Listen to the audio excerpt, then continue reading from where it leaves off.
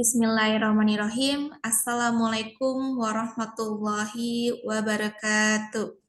Waalaikumsalam Waalaikumsalam warahmatullahi warahmatullahi wabarakatuh. wabarakatuh. Wabarakatuh. Alhamdulillahirabbil alamin. Asyhadu an la ilaha illallah wa asyhadu anna Muhammadar Rasulullah. Allahumma sholli ala Muhammad wa ala ali sayyidina Muhammad. Amma ba'du.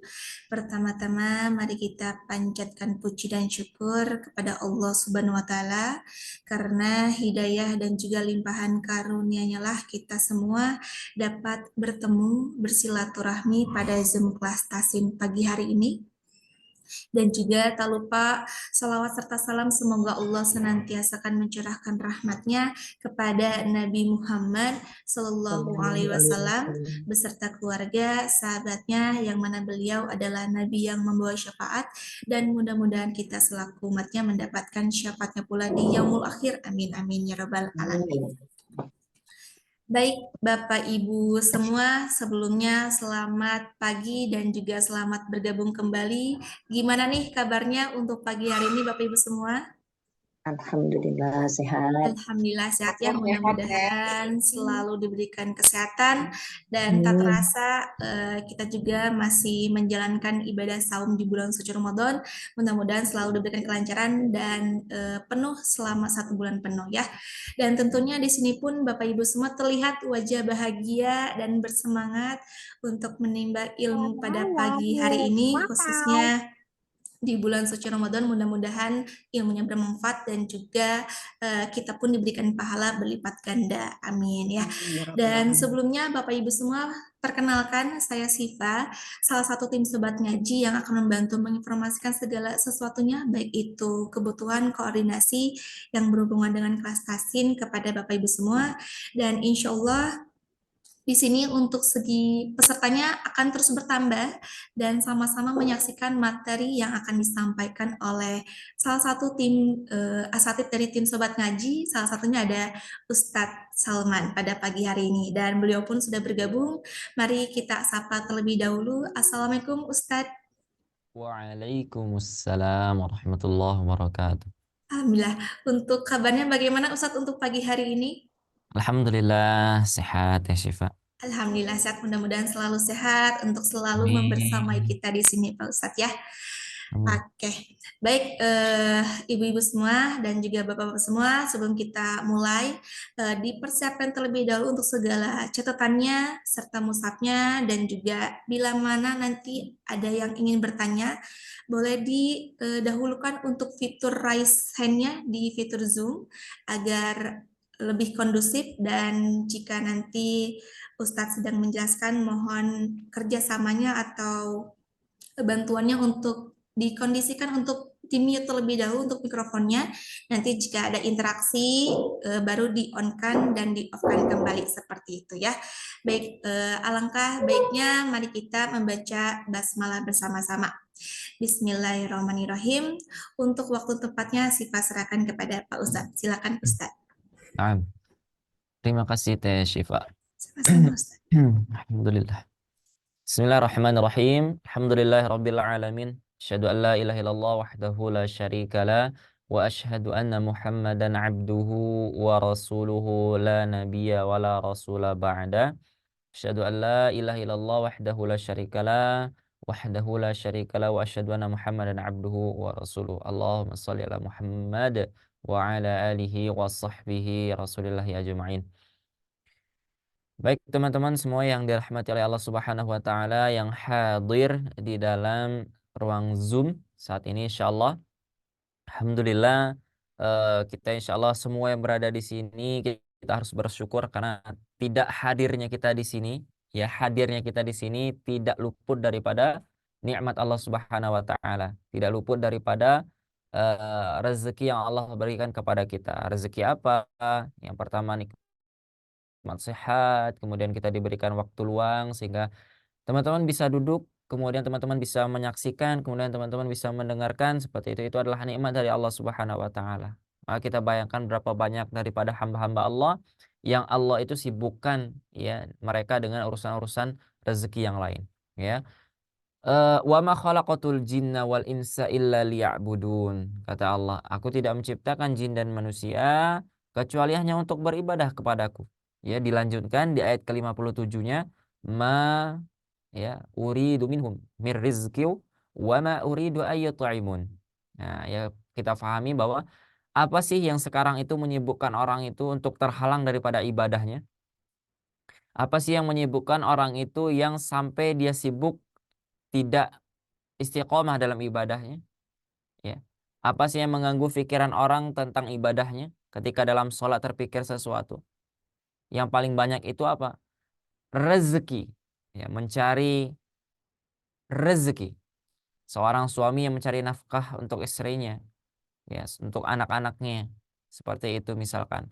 Maka ia terganggu. Tapi Allah jelaskan di ayat setelah ayat wa ma khalaqatul jinna wal insa illa liya'budun, apa?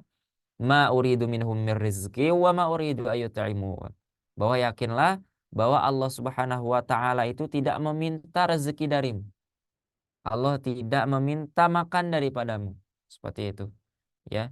Tapi Allah tegaskan innallah, ya, sesungguhnya Allah huwar razzaq, yang akan memberikan rezeki.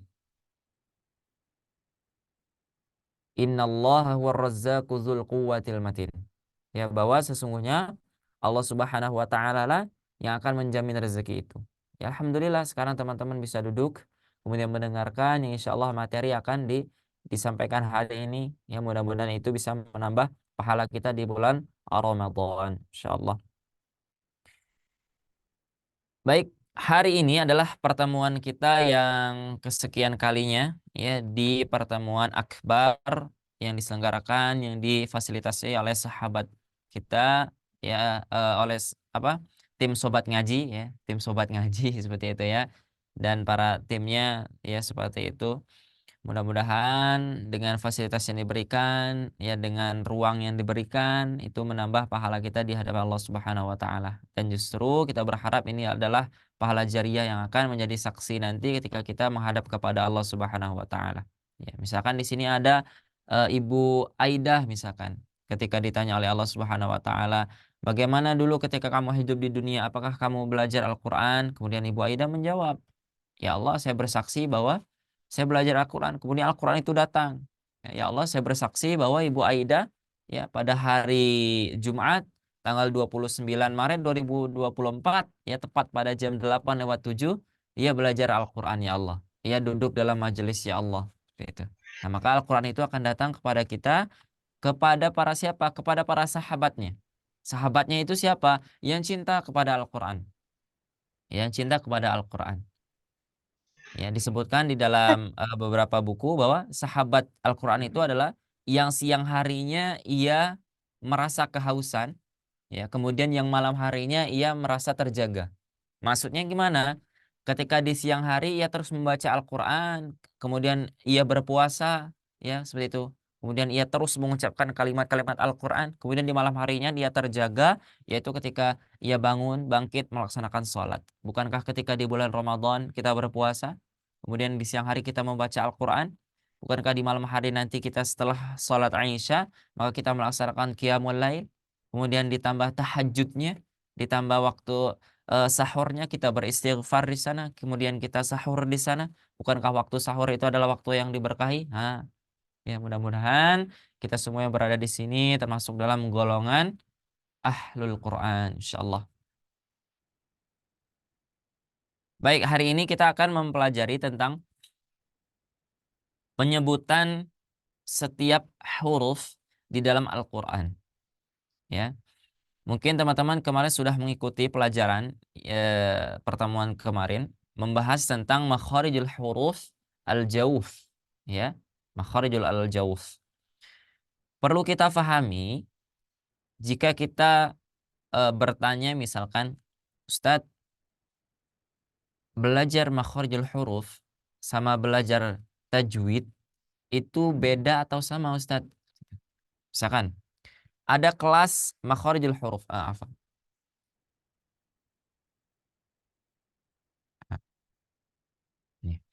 Ada kelas makharijul huruf. Hmm. makharijul huruf. Ketika kita belajar tentang makharijul huruf, yang kita pelajari itu apa? Yang kita pelajari adalah bahasa Arab, ya. Ketika kita belajar makharijul huruf, kita itu murni, ya, murni belajar bahasa Arab. Kenapa? Karena makharijul huruf itu berkaitan dengan bahasa Arab. Ya, pahami pelan-pelan. Kemudian ada yang istilahnya kita sebut dengan belajar tajwid. Nah, tajwid, ya. Ketika kita belajar yang namanya tajwid, maka ini adalah tentang perubahan suara, ya. Jadi beda. Kalau kita belajar tajwid sama kita belajar makharijul huruf, itu berbeda. Kenapa saya sebutkan berbeda? Karena kalau kita belajar makharijul huruf, maka di sana tidak ada pembahasan tentang tajwid. Misal, bagaimana bunyi huruf ro, misalkan seperti itu. Ya, bagaimana bunyi huruf ro? Maka suaranya itu misal makharijul huruf ro adalah ketika ujung lidah mengarah ke langit-langit bagian atas. Jika kita berbicara tentang tajwid, ya, maka bagaimana suara huruf ro, ya, bila bertemu dengan huruf setelahnya apa? Misalkan seperti itu. Misal, huruf ro, sebelum huruf ro, ya, ada nun sukun. Maka di sanalah pembahasan tentang tajwid. Berarti di sana hukumnya adalah izhar. Di sana hukumnya idgham. Nun sukun bertemu dengan huruf ro termasuk ke dalam idgham bila gunnah. Arro, ya. Tapi kalau kita bicara tentang makharijul huruf, itu murni bahasa Arab. Ya, orang Arab seperti itu mengucapkan. Karena ada beberapa pertanyaan seperti ini, misalkan, Ustadz, misalkan, kalau dalam riwayat Imam Hafs, ikhfanya seperti apa, Ustadz? Misal di riwayat Imam Warosh, ikhfanya seperti apa, Ustadz? Itu adalah pembahasan tentang tajwid. Ya, pembahasan tentang tajwid. Seperti itu. Kemudian ada yang bertanya, Ustadz, Ana pernah mendengar ada yang membaca huruf ro dengan suara ra. Ya, ra, bukan ro. Seperti itu. Nah, itulah tentang makharijul huruf. Bagaimana tempat, ya, apa di mana posisi tempat keluarnya huruf disertai dengan sifat hurufnya, ya. Karena ada beberapa riwayat bacaan ketika huruf ro itu dibaca dengan ra. Misal, wallahu ala kulli syai'in qadira. Ada seperti itu, ya. Kemudian di riwayat Imam Hafs yang kita pelajari itu dibaca ro, ya, dibaca ro. Itulah perbedaannya. Itu perbedaannya.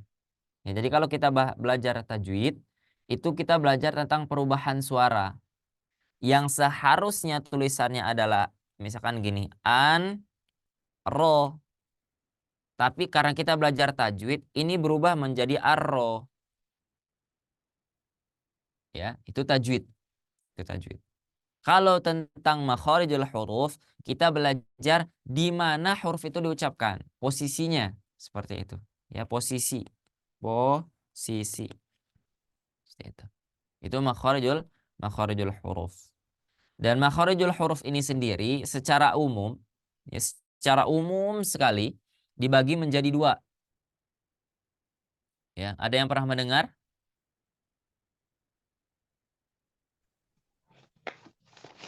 Halo? Makhraj hakiki, Makhraj hakiki sama makhraj takdiri. Oke. Muqaddar A- ya. Ada makhraj hakiki atau yang disebut dengan muhaqqaq. Ya, muhaqqaq, muhaqqaq. Ada yang disebut dengan Muqaddar. Takdir. muqaddar, Iya. ya. Kalau yang muhaqqaq contohnya apa? Tenggorokan, lidah, bibir. Selain huruf al-jauh. Ah, kemarin sudah dibahas tentang huruf al-jauf. Huruf al-jauf itu muhaqqaq atau muqaddar? Muqaddar Ustaz. Nah, muqaddar. Huruf muqaddar itu adalah makharijul huruf yang tidak mempunyai titik. Faham? Sekarang saya bilang seperti ini. Ini dibacanya apa? Tidak bisa dibaca, Ustaz. Tidak bisa dibaca. Bisa dibaca. Tidak bisa dibaca kan? Nah, Iya Ustaz. makanya dia disebut dengan muqaddar karena dia tidak punya titik. Tidak punya tempat di mana gitu. Makanya susah diucapkan. Kecuali misalkan saya bilang ini dibacanya apa? Iya. Ba. Itu dibacanya eb. Bab, Nah, ya. Karena apa? Kalau ba berarti dia sudah ditambah fathah. harokat ya. Kalau bi dia sudah dikasih kasroh. Kalau bu sudah dikasih dhammah. Kalau dia sukun atau ketika dia berada di posisi jiwa huruf itu, maka dia diucapkan eb. Makhrajnya saja. Nah, seperti itu. Itu bedanya muqaddar dengan muhaqqaq. Kalau muqaddar itu hanya satu, ya, hanya satu. Makhrajnya al-jawuf, ya.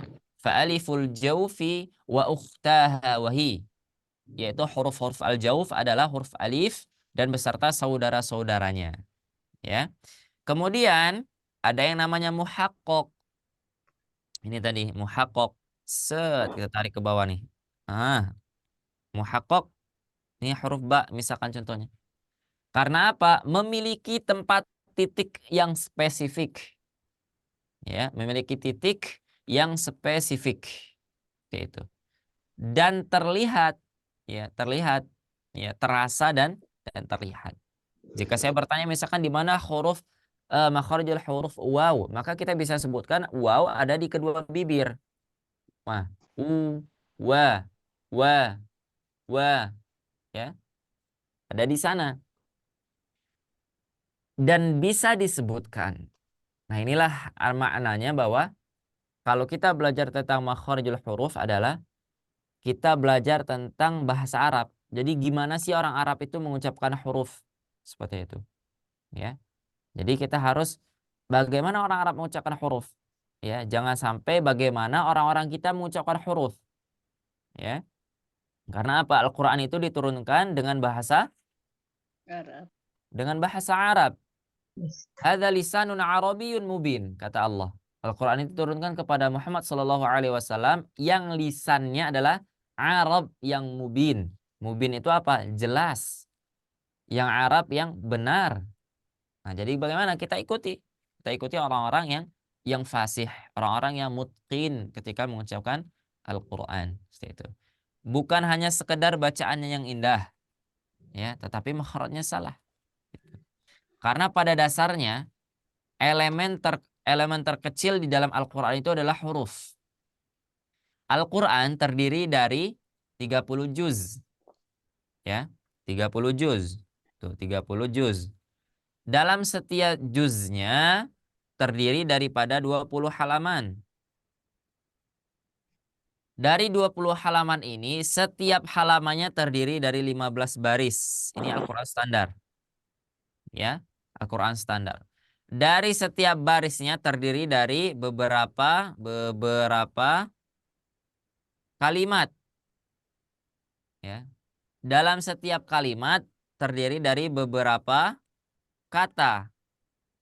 Dari setiap kata terdiri dari beberapa huruf. Nah, huruf inilah yang menjadi kuncinya. Jika kita ingin fasih mengucapkan Al-Qur'an, mengucapkan bahasa Arab, maka kita harus fasih dalam mengucapkan hurufnya. Kalau saya mengucapkan huruf waw tanpa memonyongkan kedua bibir, maka itu tidak akan jelas. Wah, wah, wah. Nah gitu ya. Jadi tidak jelas. Ketika saya mengucapkan wa, maka itu akan jelas. Wow, wa. Seperti itu. Paham untuk muhaqqaq dan muqaddar? Ya, Jadi kalau muhaqqaq itu adalah yang terlihat, yang terasa tempatnya, ya, dan bisa diucapkan. Kalau muqaddar dia tidak bisa diucapkan. Bisa nggak muqaddar diucapkan? Bisa. Ketika dia ditemani dengan huruf yang lain. Seperti itu. Misal, huruf lam. Nah, ini dibaca la. Dia dibaca panjang. Yang proses panjangnya itulah yang disebut dengan muqaddar. Ya, itu. Itu yang muqaddar. Nah, dari beberapa sekian banyaknya, ya, makharijul huruf muhaqqaq, kita akan membahas di sini hanya satu tempat saja. Tempatnya di mana? Tempatnya ada di torful lisan. Ya. Torful lisan itu apa? Torful lisan itu adalah ujung lidah. Sekarang saya mau tanya, ujung lidah itu yang bagian mana? Depan. Bagian depan. Ujung. Depan. Bagian depan. Afwan ya. Ini lidah. Ujungnya itu yang mana? Yang ini, atau yang ini? Ada bayi sibuk sekali. Semua. Namanya Aci. Semua, Ustaz. Paling luar. Ah, Dari tangan. ujung lidah itu adalah yang tempat kita masih kerasa ada rigi-riginya. Nah, ada kerasa teman-teman? Iya. Jadi kalau misalkan lidah kita tuh dilihat ada seperti benjolan-benjolan kecil. Nah, itu ujungnya. Ketika sudah melewati itu, maka itu bukan lagi bagian dari ujung lidah, tapi itu adalah sisi lidah. Ya, itu adalah sisi lidah. Makhrajnya huruf lam, la. Ya. Wallamu adnaha limuntahaha. Ya, adalah sisi lidah. Yang kita pelajari sekarang ada tarful lisan di ujung lidah. Ya. Maka ketika nanti mengucapkan huruf yang ada di ujung lidah, jangan berlebihan. Jangan sampai kelewat. Misal, kita belajar sekarang hurufnya salah satunya adalah huruf dzal.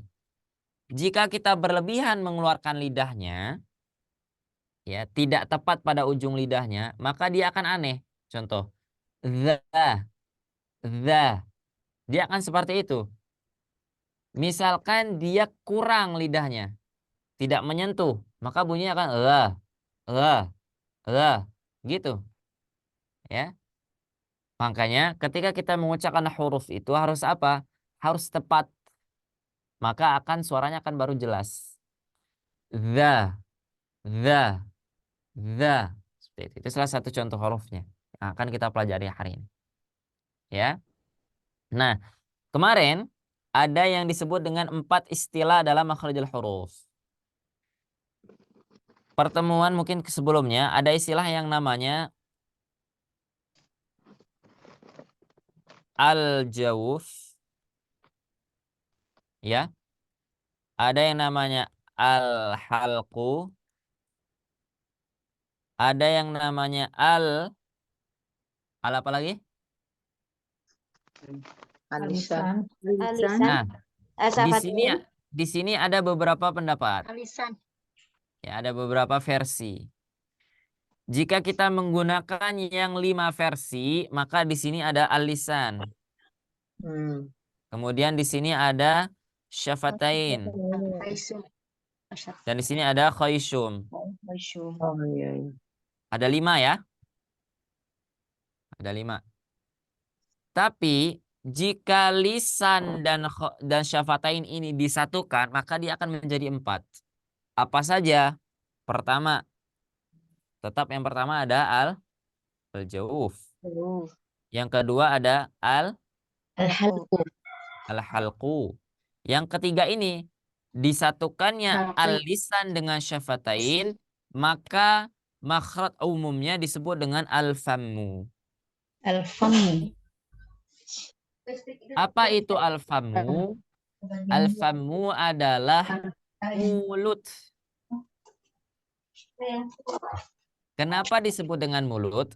Karena ketika lidah itu ingin mengucapkan huruf, dia tidak bisa berfungsi sendiri tanpa dengan teman-temannya. Paham nggak? Misal, ingin mengucapkan huruf jim, akan tetapi jangan sampai lidah itu bersentuhan dengan langit-langit. Siapa yang bisa? Silakan. Rasakan saja. Ketika kita mengucapkan ja, jangan sampai tengah lidah itu menyentuh bagian langit-langit atas. Ya. Ya. Ya. Ada yang tidak menyentuh? Ya. Ya. Nggak bisa. Harus Harus menyentuh. menyentuh. Makanya tidak bisa kalau kita sebut di sini al-lisan saja. Tapi al-lisan harus minta tolong sama siapa? Sama teman-temannya. Misal, ketika lisan ingin menyebutkan huruf, maka dia minta tolong ke hanak. Hanak itu apa? Bagian langit-langit. Ya hanak, saya ingin mengucapkan huruf ro, maka tolong tabrak saya seperti itu ya. Misalkan ro, misalkan seperti itu. Ro, maka ujung lidahnya bersentuhan dengan langit-langit. Ya, maka lisan itu tidak akan bisa sendiri ketika tidak ditambahkan anggota mulut yang lainnya. Mulut itu yang mana? Semuanya ini mulut. Ya, kecuali di tenggorokan. Langit-langit mulut. Gigi mulut. Lidah termasuk mulut. Kemudian apa lagi? Gusi termasuk mulut. Bibir termasuk dalam mulut. Seperti itu. Ingin mengucapkan huruf fa tanpa ada kedua bibir. Wah, itu sulit sekali. Bayangkan ketika kita ingin mengucapkan huruf fa, giginya tidak boleh menyentuh bagian perut bibir bawah. Ha, ha. Silakan. Sulit, ya. Bayangkan misalkan kita ingin mengucapkan huruf ta tanpa menggunakan gigi. Mohon maaf, misalkan sudah tidak ada gigi. Ha, pasti gitu. Ya. Ha, pasti gitu. Tapi jika ujung lidahnya disentuhkan kepada gigi, maka jelas suaranya. Ya. Nah, jadi bisa disingkat, bisa diringkas. Digabungkannya syafatain dengan al-lisan disebut dengan al-famu. Kemudian yang keempat apa? Al-hoisum. Ya. Nah, yang hari ini kita pelajari ada al-famu di bagian mulut, yaitu torful lisan. Di torful lisan itu banyak sekali. Ya, banyak sekali. Ada beberapa huruf yang di torful lisan. Ya, sekitar 10 huruf yang nanti akan menggunakan ujung lidah. Ya, dimulai dari huruf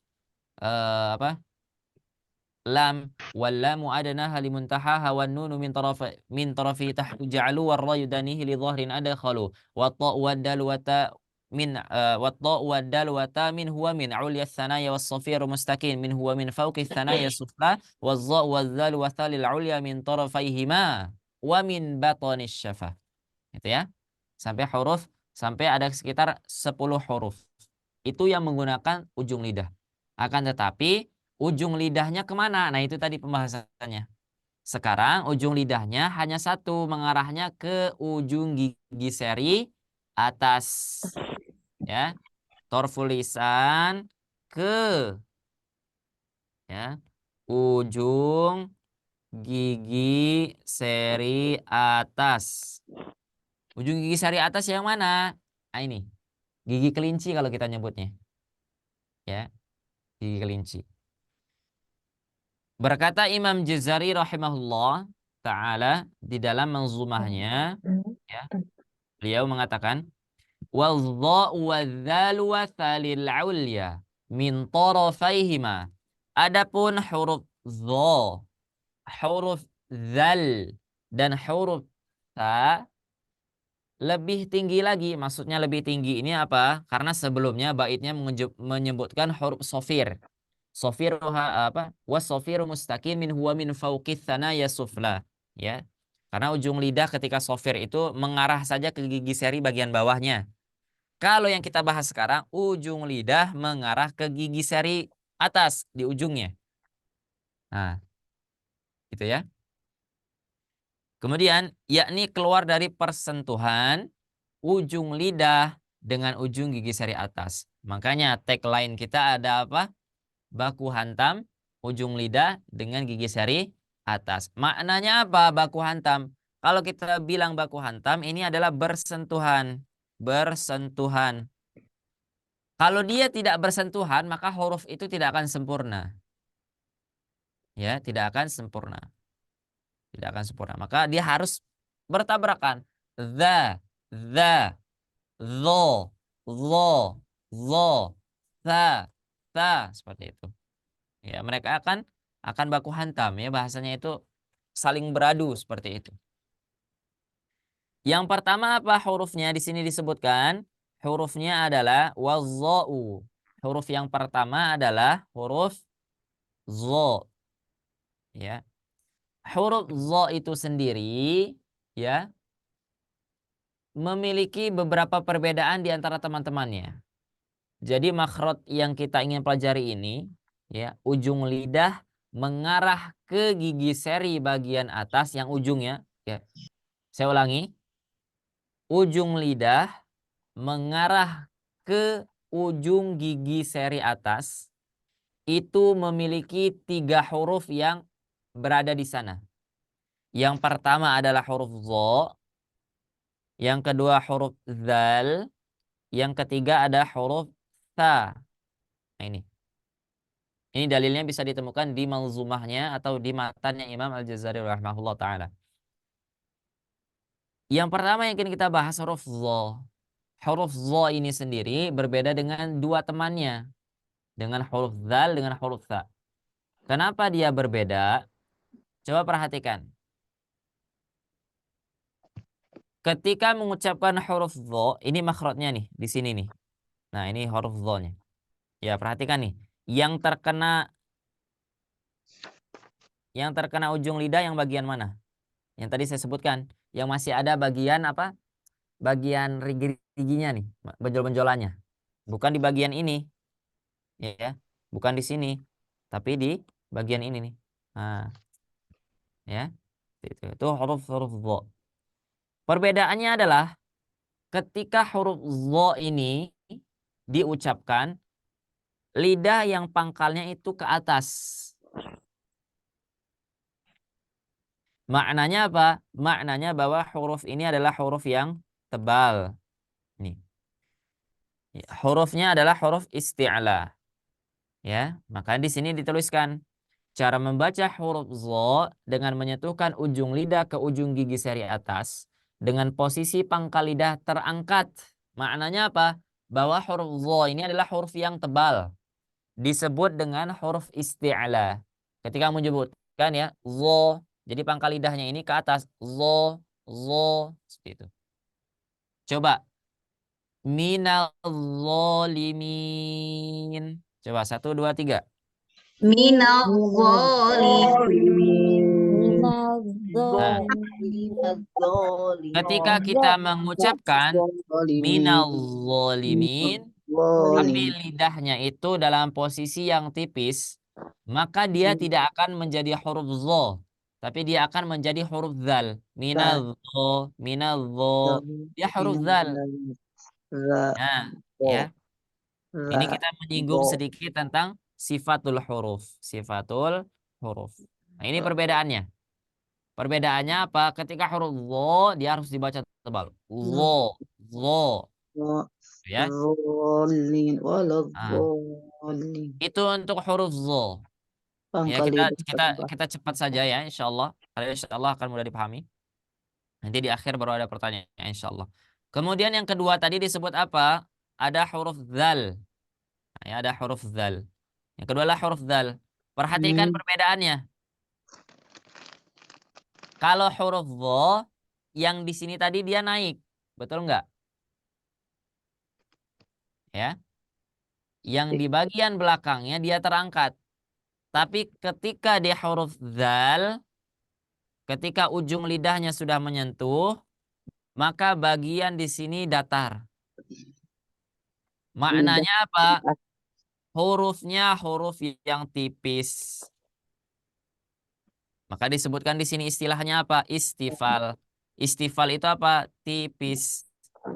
Kalau isti'la itu tebal, lawannya isti'la itu istifal, tipis. Seperti itu. Nah, ya.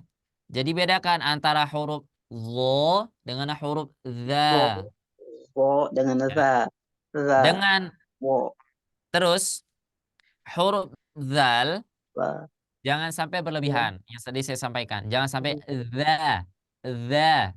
Tidak. za, za, Cukup di ujung lidah saja. za, Cukup di ujung lidah saja. Za. Cukup. za, Ya. ro, no, Kemudian ro, huruf za ini hati-hati jangan sampai menuju ke huruf kembarnya. Huruf apa? Za. Huruf dal. Dal.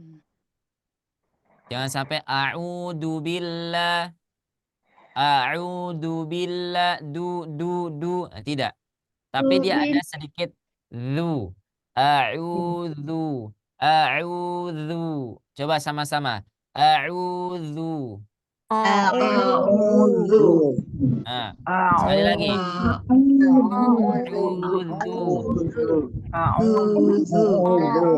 A'udzu. Nah, baik, cukup. Ya. Ketika kita mengucapkan a'udzu, itu menggunakan huruf zal. Maka jangan sampai salah. Jangan sampai ke huruf dal. Karena huruf dal ya itu makhrajnya beda lagi. Bukan di ujung gigi sari atas. Ya, itu beda lagi. Nah, itu ya. Itu hati-hati dalam mengucapkan huruf zal. Kemudian yang ketiga tadi apa? Yang ketiga ada huruf apa? Ta. Huruf ta. Huruf ta. Huruf ta ketika pengucapannya dia sama dengan huruf zal. Cuma beda suaranya saja. Kalau huruf ta berarti dia huruf S. Kalau huruf zal berarti dia huruf Z. Seperti itu ya. Ketika sudah menyentuh ujung lidah, maka ininya datar. Sama. Ta.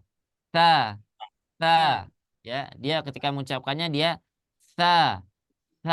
Seperti itu. Paham? Insyaallah. Simpel ya. Jadi kalau kita sudah fahami yang di awal, ya bahwa tarful lisan itu kemana, maka insya Allah kita fahami juga yang teman-temannya. Seperti itu. Ya, kita fahami juga yang teman-temannya. Baik. Ada pertanyaan untuk makharijul huruf tarful lisan ke izin ujung bertanya, lidah? Ustadz. Baik, silakan. Ya, itu yang gambarnya kan di pangkal di ujung gigi ya. Ya, Nah, itu tuh digigit sedikit atau bagaimana, Ustadz? baik. Ketika coba kita perhatikan di sini penjelasannya. Adapun huruf dha dan huruf dzal dan sa ya, lebih tinggi yakni keluar dari persentuhan antara ujung lidah dengan ujung gigi sari atas. Jadi gimana ya? Saya gambarkan ya. Bismillah. Coba mudah-mudahan paham ya. Iya. Misalkan di sini ada gigi nih. Nah, ini gigi ya. Ibaratlah ini gigi serinya nih, ya. Nah. Ini ada lidah. Set. Nah, ini lidah. Mereka bersentuhan nih ujungnya. Kemudian otomatis ketika kita mengucapkannya, maka gigi yang bawah ini akan mendekat. Coba. Asta. Jadi kita bukan ingin sengaja mengucapkannya asta, bukan sengaja digigit. Ya. Coba Iya. teman-teman sekarang paksa tidak digigit, bisa nggak? Atta. Alha. Alha. Tuh, bisa nggak? Tanpa gigi bawahnya itu digerakkan. Silakan. Al, Bisa, ah, Ustaz. Otomatis nggak naik. bisa. Ya, yang Makanya, yang naik, Ustaz. makanya saya bilang tadi di awal bahwa makhorijul huruf yang berada di mulut ini akan saling berkaitan. Ya. Maka dia akan saling tolong menolong dalam mengeluarkan huruf. Ketika kita ingin mengucapkan huruf dzal, adza, idza, maka gigi bawah ini akan mengikut sedikit ke atas, mendekat, ya. Jadi misalkan ini gigi nih. Ketika ada lidah, ya, lidah masuk ke atas, maka gigi bawah ini akan mendekat. Ya, mendekat. Idza zul, idza zul, idza za, a'udzu, zu. Jadi tidak perlu digigit, hanya disentuhkan saja. Oh, baik Ustadz. Ya, ya. Nah, kalau digigit repot, ya. Kalau digigit repot, berarti nanti kita ketika ingin membaca cepat, nah itu susah. A'udzu billahi a'udzu. Ya. Dia akan sulit. Ya, kalau harus digigit dulu seperti itu. Dia cukup disentuhkan saja, nanti gigi bawah itu akan mendekat sendiri. Karena tidak akan mungkin ketika kita mengucapkan huruf dzal dengan sempurna, gigi bawahnya tidak mengikuti. Ditahan gini. Ho, ho, zo. Sulit, tidak akan jelas hurufnya. Itu. Allahu a'lam. Ada lagi? Maaf Pak Ustadz, tanya tadi yang di zo.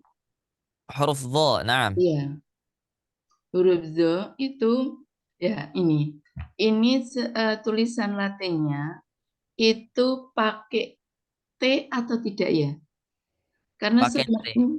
selama ini saya pahamnya pakai T, H, O, O gitu tulisan latin. Gimana?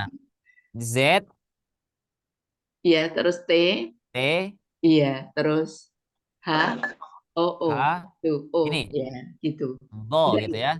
Nah, ini adalah tentang bahasa berarti ya. Kita bicara tentang bahasa. Bahasa itu adalah yang disepakati oleh banyak orang. Pernah saya sampaikan mungkin ya, pernah belum ya? Baik, sekarang saya tanya. Yang betul itu nun sukun, nun sakinah, atau nun mati? Nun sakinah. Yang mana yang betul? Nun sukun. Sama semua Ustaz. Sukun sakinah.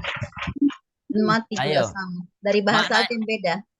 Gini, semua maknanya dia sama. Iya. Cuman yang mana yang paling betul, yang biasa kita ucapin? Non sukun. Non sakinah. Yang betul Nah. non sakinah. Nah itu. Selama Nah itu ini ya. Masalahnya sekarang adalah di sana. gitu. Ketika kita berpikir huruf dha itu adalah Z, T, Ho. Apakah ini disepakati oleh banyak orang? Oh iya Ustadz, kalau di daerah saya semua RW-nya kalau bicara tentang Latin huruf dha itu tulisannya gini. Maka ikuti, sepakati. Selesai. Oh, gitu. Oke. Ya, ikuti. Ya, seperti itu. Karena apa? Karena bahasa itu simpelnya, bahasa itu adalah yang disepakati oleh banyak orang dan dimengerti. Jadi misalkan kalau kita tulis di sini zo, misalkan di sini. Ya.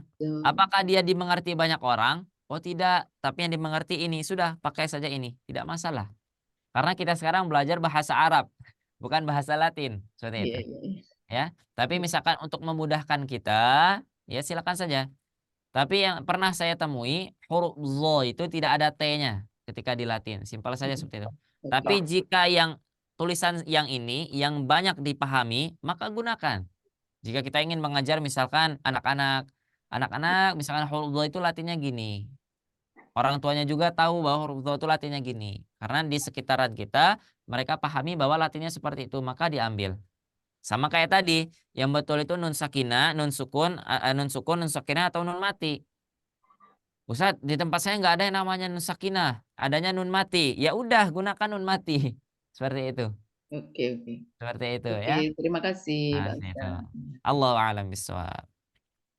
Silakan ada lagi?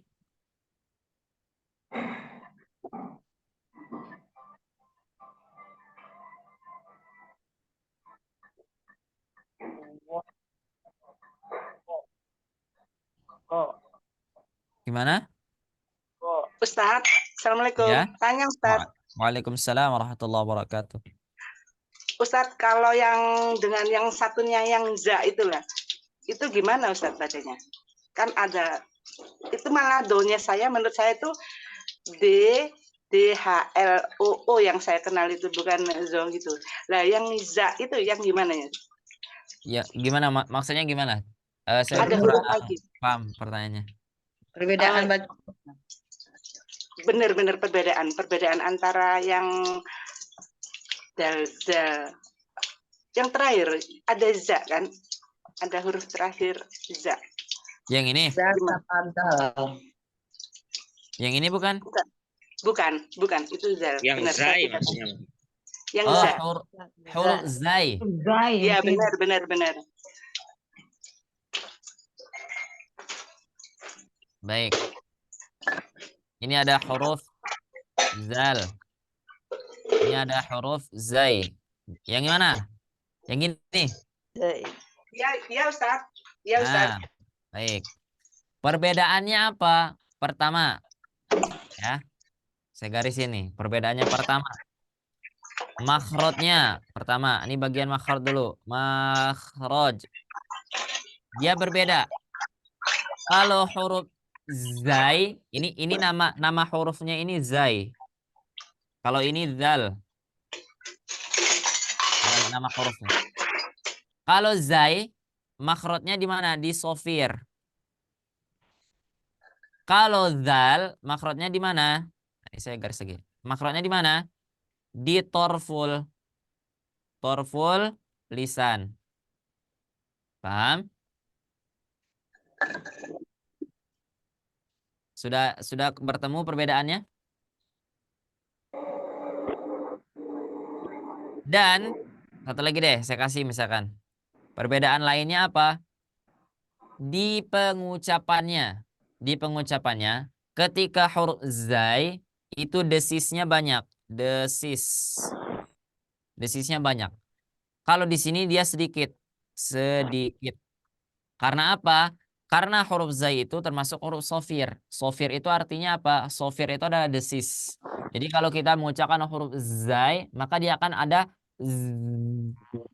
idza zulzilatil. Nah, itu saja contohnya di Al-Qur'an surah Al-Zilzalah itu. Nah, sudah ada perbedaan. Idza zulzilatil ardu zilzalaha. Nah, itu. Ya. Itu perbedaannya antara huruf zal dengan huruf zai. Makhrajnya saja sudah beda.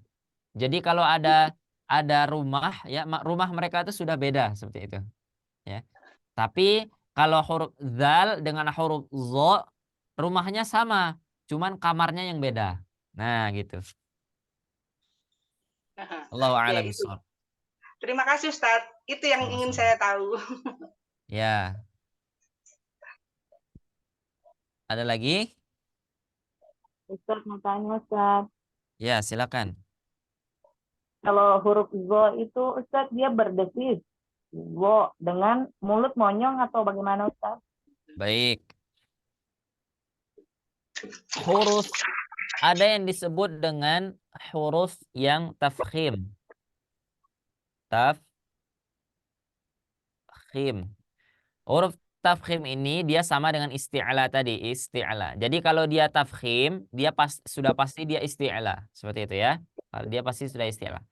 Huruf tafkhim ini ketika dia diucapkan, dia pengaruhnya kepada dua posisi. Yang pertama itu adalah posisi pangkal lisan. Yang kedua adalah di bagian posisi sekolah untuk dia, apalah dia salah. sebentar ya. Baik. Yang pertama tadi adalah pangkal lisan. ya di pangkal lisan kita. Kemudian yang kedua adalah di bagian funger, ya di bagian tengah sini, ya bagian tenggorokan. Bagian tenggorokan. Misal kita kan zo, maka akan ada tekanan, ya seperti itu. Nah, hanya dua ini saja, ya tidak ada lain. Paling satu ditambah satu, tengah lidah. Tengah lidahnya kalau huruf yang tafkhim, tengah lidahnya pasti cekung. Ini lisan, ya ini lisan. Ketika yang belakang naik, pasti yang di tengah itu akan cekung. Saya contohkan gambarnya ya. Perhatikan ini. Ketika yang di atas naik, maka yang di bagian sini dia akan cekung. Itu saja ciri-cirinya. Kemudian pertanyaannya ada apa tadi? Apakah dia harus monyong? Tidak. Dia tidak ada unsur monyongnya. Akan tetapi ketika kita mengucapkan huruf yang tebal, misal huruf zo, huruf so, huruf o, ya, zo, do itu. Secara tidak sengaja bibir ini akan maju sendiri, tapi bukan monyong, dia maju. Zo, coba. Ya, perhatikan dia akan maju sedikit. Karena apa? Karena pangkal kita tadi kita naikkan. Zo, ya. Seperti itu. Tapi diusahakan ketika pengucapannya jangan sampai dia monyong. Simpel. Misalkan huruf bod, bo, tinggal dibuka saja. Huruf zo, Nah, seperti itu. Ya, jadi posisi ujung bibirnya itu zo. Jangan maju gini. Yang namanya monyong itu adalah ketika bibirnya itu ada dorongan ke depan. Zo. Nah, ini monyong namanya. Zo. Nah, ini monyong. Tapi kalau dia bergerak sedikit misalkan zo, itu bukan monyong. Simpelnya gitu. Allahu a'lam bishawab. Jadi intinya ketika mengucapkan huruf yang tebal, setiap huruf yang tebal termasuk huruf zo ini dia tidak ada fungsinya di bibir. Seperti itu. Jangan sampai dia monyong. Seperti itu. Allahu a'lam bishawab. Ustadz bertanya, Ustadz, lanjut huruf zo, huruf zo ini apakah setiap tengah lidah melengkung ke bawah itu berarti pangkal lidah akan naik? Baik. Apakah setiap tengah lidahnya melengkung ke bawah, pangkal lidahnya akan naik? Nah, simpelnya adalah nanti kita akan temukan di mana huruf-huruf itu saling berkaitan tadi. Ya. Jadi kalau kita naikin pangkal lidah secara tidak sengaja, maka cekungan itu akan terbuat ro. Nah, sekarang ucapkan huruf ro. Nah, sekarang saya tanya, apakah di tengahnya kita merasa cekungan? Iya. Iya. Bahkan dia lebih. Karena apa? Karena ujung lidahnya itu, ro-nya itu mengarah ke mana? Ke bagian sini. Jadi otomatis ini bakal naik gini lidahnya.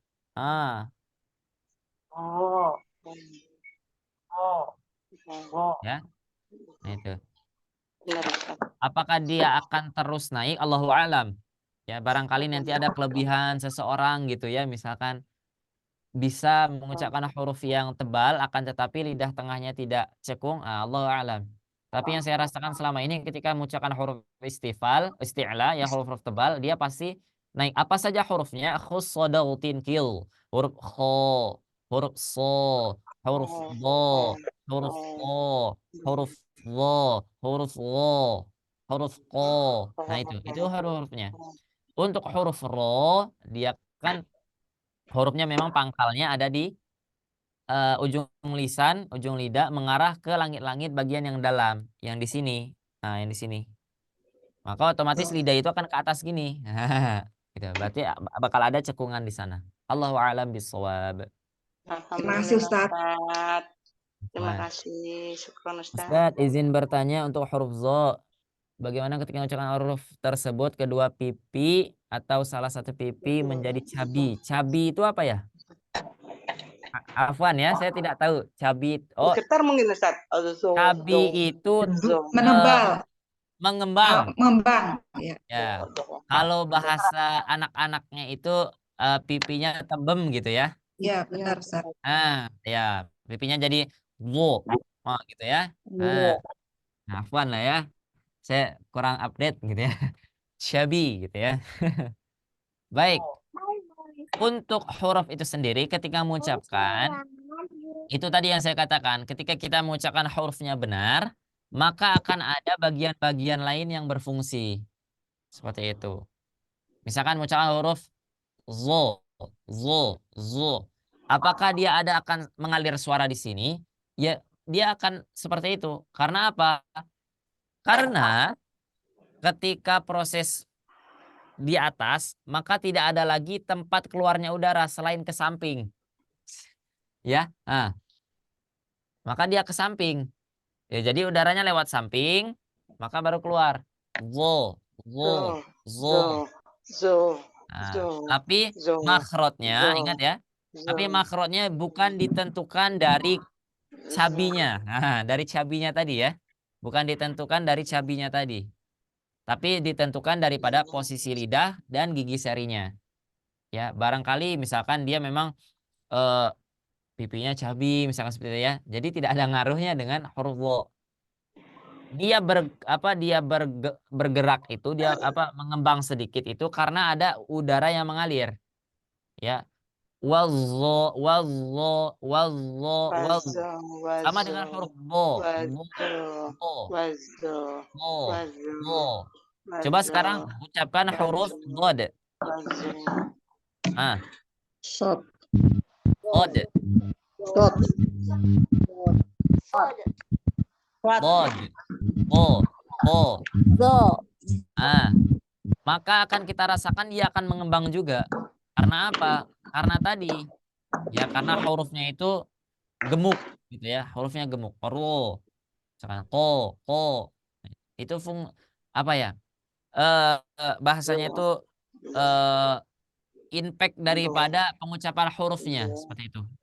Ya, impact daripada pengucapan hurufnya. Seperti itu. Misalkan kita mengucapkan huruf sin, maka akan ada desis. As. Nah, itu efeknya. Impactnya seperti itu. Huruf ro. Nah, ketika kita mengucapkan huruf ro, maka dia akan ada getaran. Nah, itu impactnya. Walaupun getaran itu juga termasuk ke dalam sifat hurufnya. Ya, seperti itu. Jadi, kalau dia mau mengembang, tidak apa-apa. Ya, tidak apa-apa. Akan tetapi makhrajnya jangan salah. Jangan dilihat dari mengembangnya. Jangan dilihat dari cabinya. Ya, tapi dilihatlah dari makhrajnya. Seperti itu. Allahu a'lam bisawab. Cukup ya barangkali untuk pertanyaannya. Insya Allah nanti jika ada kesempatan di lain waktu bisa ditanyakan kembali. Insya Allah. Allahu a'lam bisawab ya. Mudah-mudahan apa yang disampaikan ini tadi bermanfaat. Jika ada kebenaran maka itu datangnya daripada Allah Subhanahu wa taala. Ma ashabaka min hasanatin faminallah. Jika ada kebaikan hasanatin faminallah, maka itu datangnya dari Allah.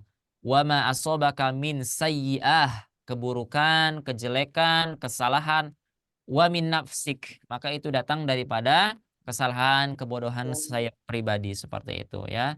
Maka saya berdoa kepada Allah atas kesalahan yang saya sampaikan, sekeliruan itu saya mohon ampun kepada Allah dan kepada teman-teman saya minta maaf seperti itu ya. Kita akhiri materinya akan dilanjutkan kepada Teh Syifa. Syukran jazakumullah khairan katsiran.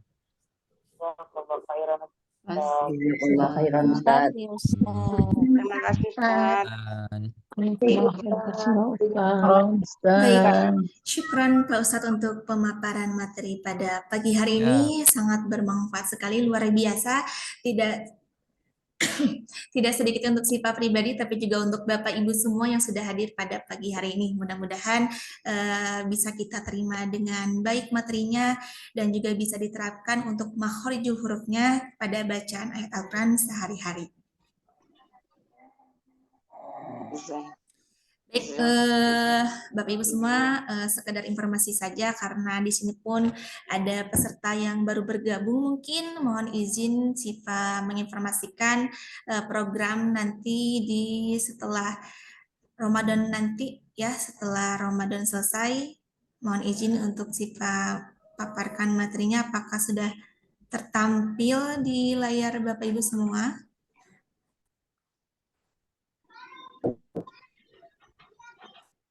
Belum, Teh. Belum. Nah, kalau yang ini, apakah sudah ada Bapak Ibu semua? Ada, Teh. Nah, alhamdulillah. Jadi Bapak Ibu semua nanti setelah Ramadan selesai nanti, insya Allah dari tim Sobat Ngaji juga akan mengadakan membuka kembali untuk kelas private-nya. Yang kita tahu bahwa untuk program Ramadan ini ada tilawah di setiap subuh, lalu juga ada kelas akbarnya setiap pagi yang saat kita laksanakan di jam 8 pagi, lalu juga ada kelas makomatnya di sore hari, dan di malam harinya ada kelas private-nya ya. Nah, yang kita tahu bahwa untuk kelas tahsin akbar ini kita laksanakan setiap pagi. Nah, nanti setelah Ramadan selesai, kelas tahsin akbarnya akan kembali normal di setiap ahad malam di jam 8 sampai setengah 10 malam waktu Indonesia Barat. Lalu ada kelas private komatnya juga ya. Ini yang terbaru karena biasanya belum ada sebelumnya. Alhamdulillah kita buka kembali untuk kelas makomatnya secara private, dan untuk pesertanya pun terbatas, kurang lebih ada 12 sampai 15 peserta ya. Dan untuk pertemuannya ada 4 kali pertemuan, seminggu 1 kali pertemuan, jadi selama sebulan ada 4 kali pertemuan ya. Bapak Ibu yang ingin bergabung boleh silakan dengan sebesar rasa syukurnya ya.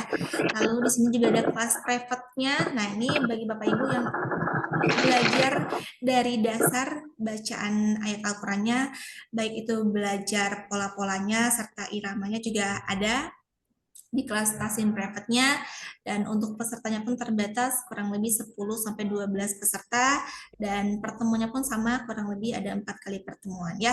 Untuk jadwalnya nanti kita bantu sesuaikan karena kita menyesuaikan dengan jadwal para asatid dari tim Sobat Ngaji. Dan Bapak Ibu pun bisa bergabung dengan sebesar rasa syukurnya ya. Nah, bagi Bapak Ibu yang sudah bergabung sebelumnya di kelas private-nya, untuk melanjutkan modulnya pun bisa sekali ya. Ada modul A, nanti lanjut ke modul C, lalu di modul C lanjut ke modul D. Nah, bagi Bapak Ibu yang baru bergabung pada pagi hari ini bisa bergabung di modul A-nya ya. Nah, untuk caranya bagaimana? Bapak Ibu bisa menghubungi nomor Siva pribadi yang ada di grupnya seperti ini ya. Atau mau di screenshot terlebih dahulu boleh silakan ya. Seperti itu. Nah, sejauh ini apakah ada yang ditanyakan terlebih dahulu Bapak Ibu semua? Oke, apakah sudah cukup? Baik, mungkin sudah cukup ya. Nanti jika ada pertanyaan yang ingin ditanyakan boleh japri ke nomor Siva pribadi. Oke, Bapak Ibu semua, mungkin pertemuan pagi hari ini mari kita cukupkan. Sebelumnya Siva berterima kasih banyak kepada Pak Ustadz yang sudah hadir. Mudah-mudahan bermanfaat ilmunya, dan juga terima kasih banyak kepada Bapak Ibu semua yang sudah hadir menyimak bergabung belajar bersama. Mudah-mudahan kita bertemu kembali dalam keadaan sehat walafiat, dalam keberkahan, dan juga selalu dalam lindungan Allah Subhanahu wa taala. Baik Bapak Ibu semua, Siva kita tutup dengan membaca hamdalah dan juga doa kafaratul majelis. Alhamdulillahirrabbilalamin, subhanakallahumma wa bihamdika, asyhadu an la ilaha illa anta, astaghfiruka wa atubu ilaik. Siva mewakili tim Sobat Ngaji, kurang lebihnya mohon maaf. Wabillahi taufiq wal hidayah. Wassalamualaikum warahmatullahi wabarakatuh. Waalaikumsalam warahmatullahi wabarakatuh. Terima kasih banyak Nuhun, Pak Ustadz. Ya, sama-sama. Selamat beraktivitas kembali Bapak Ibu semua. Syukran.